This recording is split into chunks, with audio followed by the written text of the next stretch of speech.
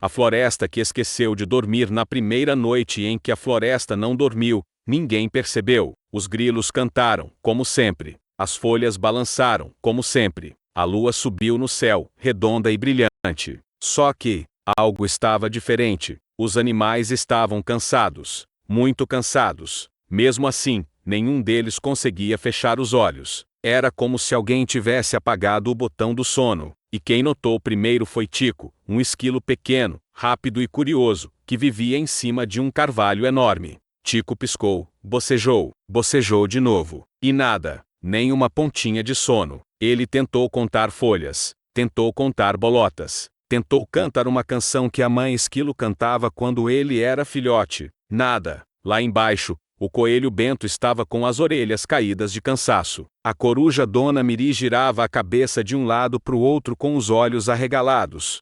E até o urso Tonho, que dormia com facilidade até durante chuva, estava sentado perto do rio, encarando a água como se ela tivesse virado um enigma. Isso não é normal, murmurou Tonho, esfregando os olhos. Normal não é mesmo, respondeu Dona Miri. A floresta tem ritmo. Dia, noite, descanso. Se o ritmo quebra, algo quebrou junto. Tico desceu do carvalho num salto e pousou bem no meio da roda de animais.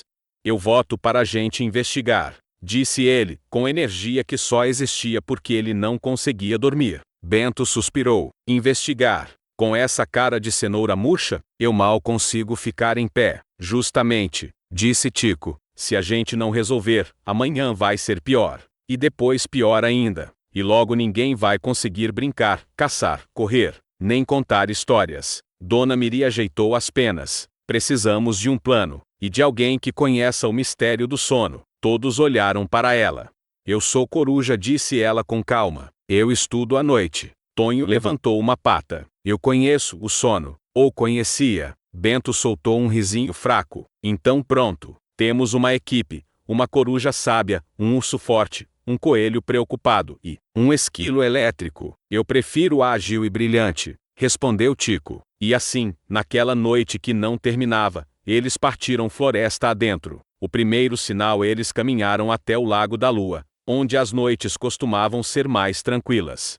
O lago era conhecido por refletir o céu tão bem que parecia um segundo mundo. Mas, quando chegaram, viram algo estranho. O reflexo da lua estava trêmulo, como se a água não conseguisse segurar a imagem. Dona Miri se aproximou e observou em silêncio. A lua está inquieta, disse ela. E quando a lua se inquieta, o sono se perde. Tico apontou para uma pedra perto da margem. Havia um pó brilhante espalhado ali, como areia de estrela. Olha isso, ele sussurrou.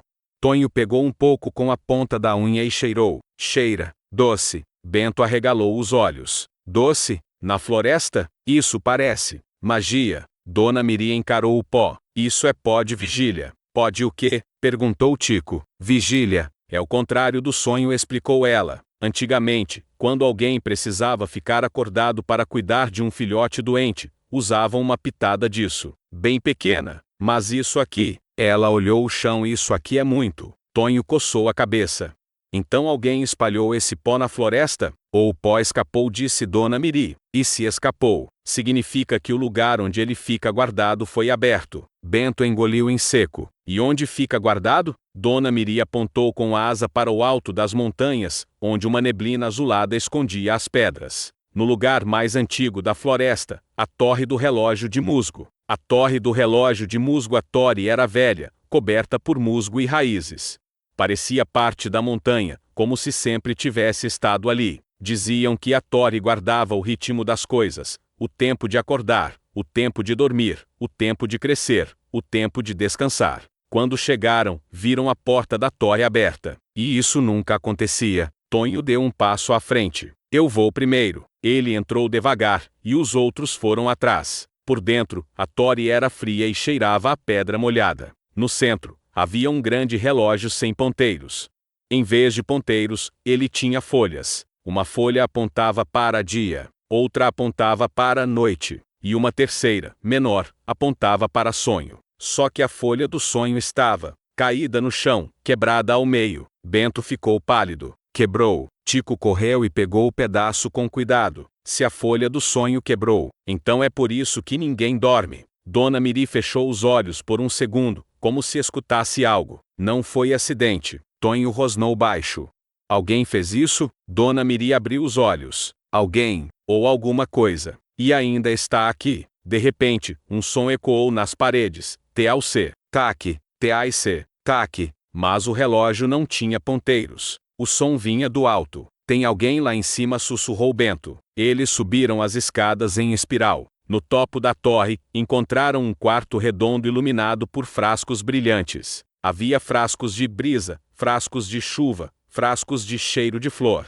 E em um canto, havia uma fileira de frascos prateados, com uma etiqueta, sono, mas os frascos estavam vazios. E no meio do chão, sentado com um sorriso nervoso, estava um animal que parecia sempre acordado, Lipe, um pequeno guaxinim de olhos enormes e olheiras profundas. Oi, disse Lipe, levantando as patinhas. Antes que vocês pensem coisas ruins, eu posso explicar. Tonho cruzou os braços. Explica. Lipe respirou fundo. Eu odeio dormir. Todos ficaram em silêncio. Bento piscou.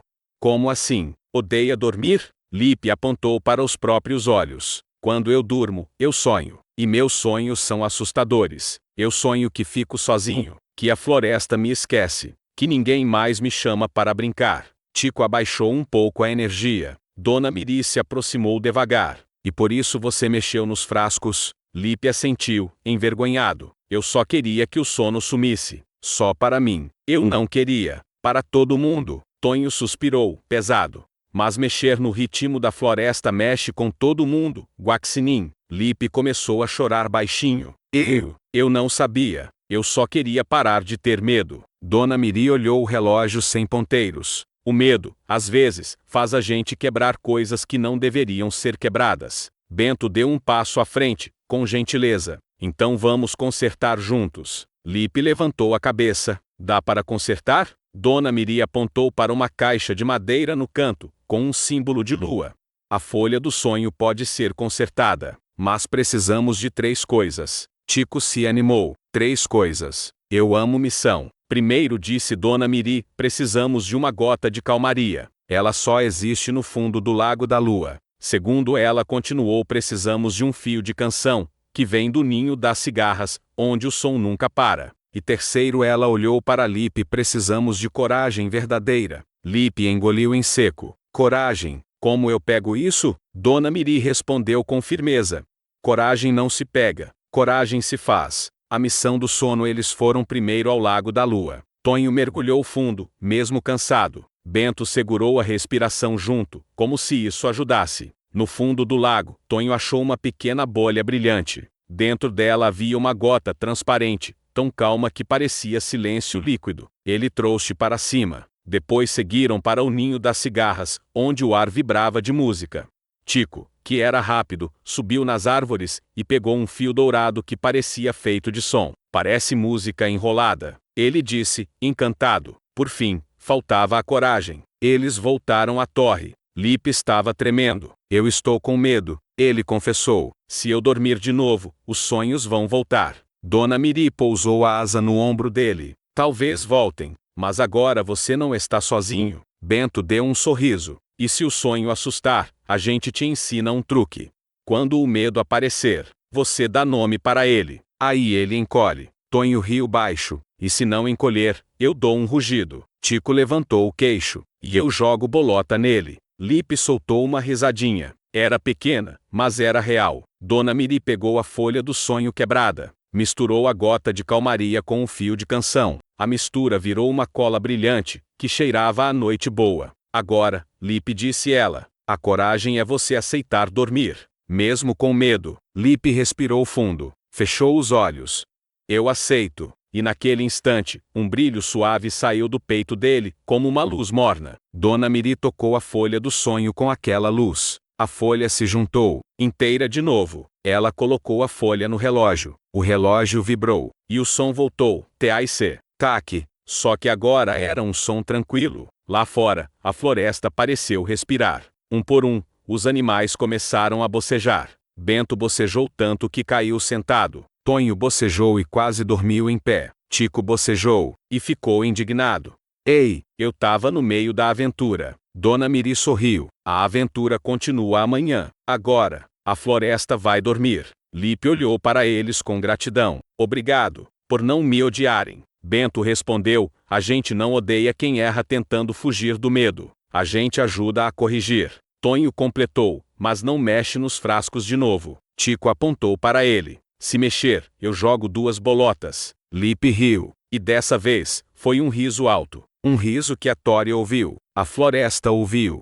E até a lua pareceu sorrir junto. Naquela noite, a vila serena da floresta voltou a ser o que sempre deveria ser. Um lugar onde dormir era seguro. E, pela primeira vez em muito tempo, o silêncio não parecia uma prisão. Parecia descanso. Fim.